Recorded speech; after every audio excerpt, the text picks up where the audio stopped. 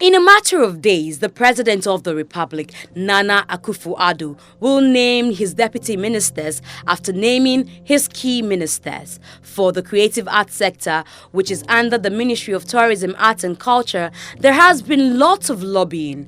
The sector only had a dedicated ministry under the late President Atta Mills and the immediate past President John Mahama.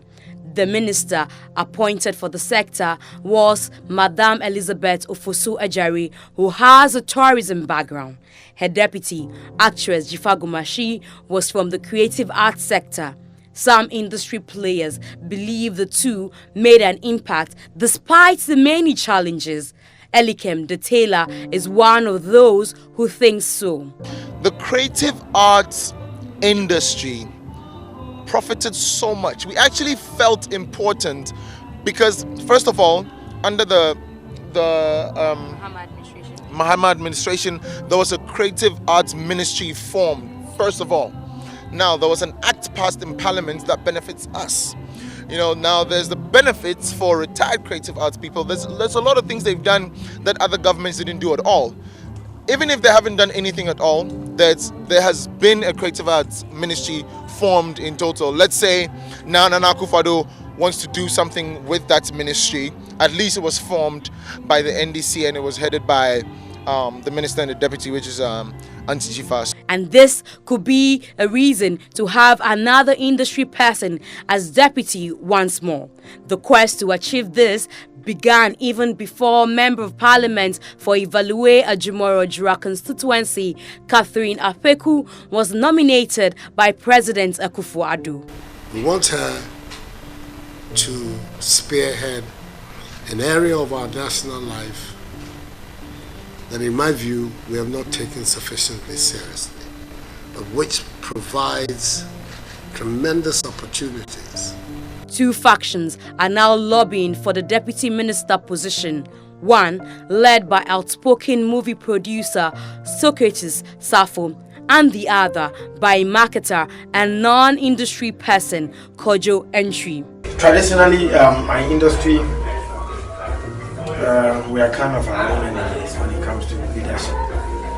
And so, if it is a position that could opt for someone who is not a mainstream, hardcore entertainer or showbiz person or creative person, I would advise that the students will choose an outsider instead of an internal person.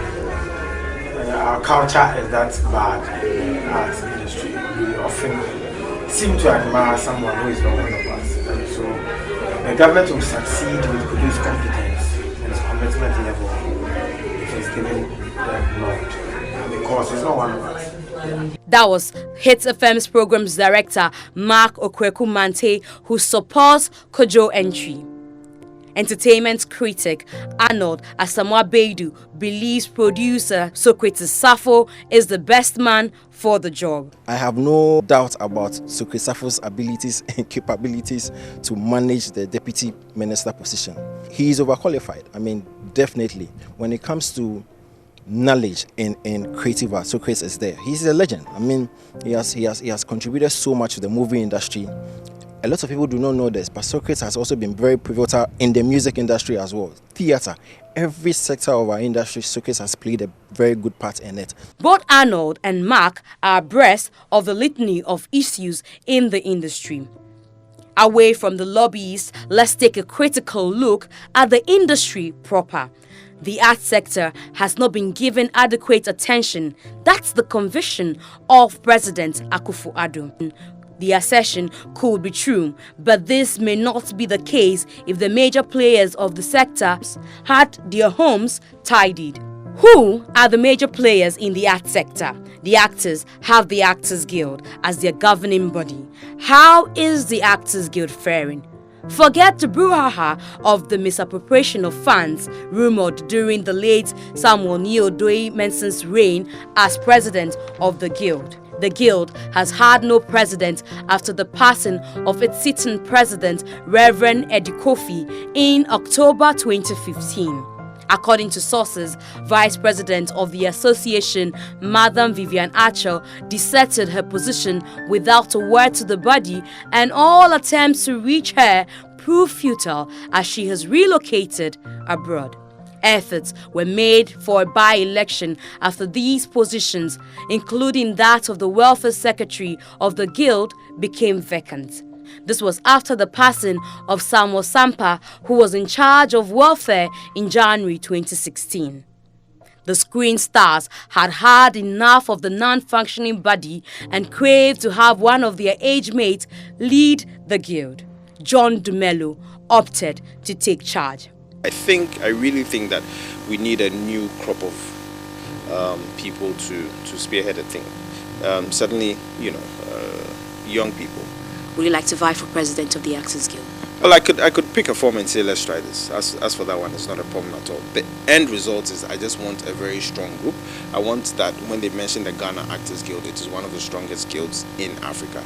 His interest was greeted with resistance from the older folks. Abe Kusego claimed the position required a more experienced person.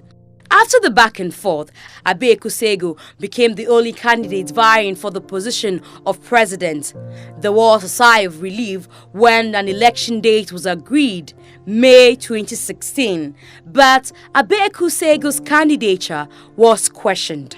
Former Welfare Secretary of the Guild during the veteran actor Fred Amugi's tenure, Oscar Provençal, raised concern about his eligibility, and this development created another faction in the group that halted the by-election. Looking at the guild that you're once president of, is it a guild that makes you proud now? I'll say no. Gone were the days when I was proud to be a member. It came to a point where just a few people, hijacked the guild and turned it into a local language guild. GAN, to be precise.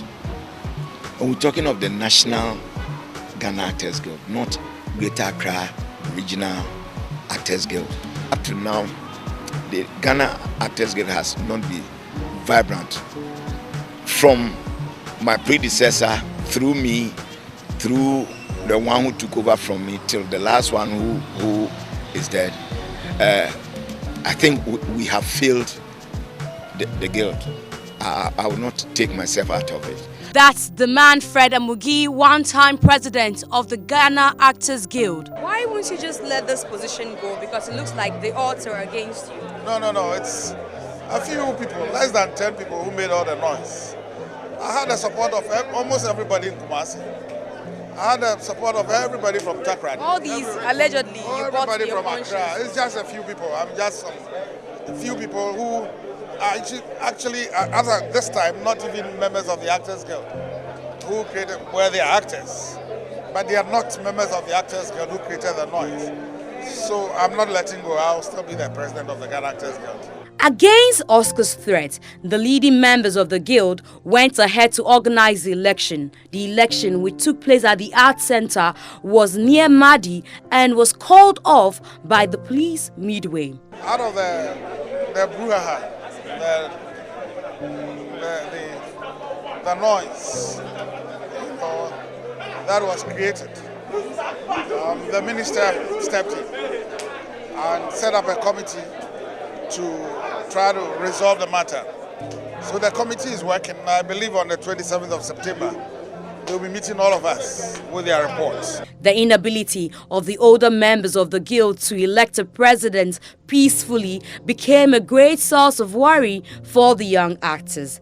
The actors revealed they received conflicting messages from both contesting factions on the elections. Though the dispute was referred to the then Minister for Tourism and Creative Art, Madame Elizabeth Ofosu-Ejere's office for settlement and the final date for the election, that event never happened.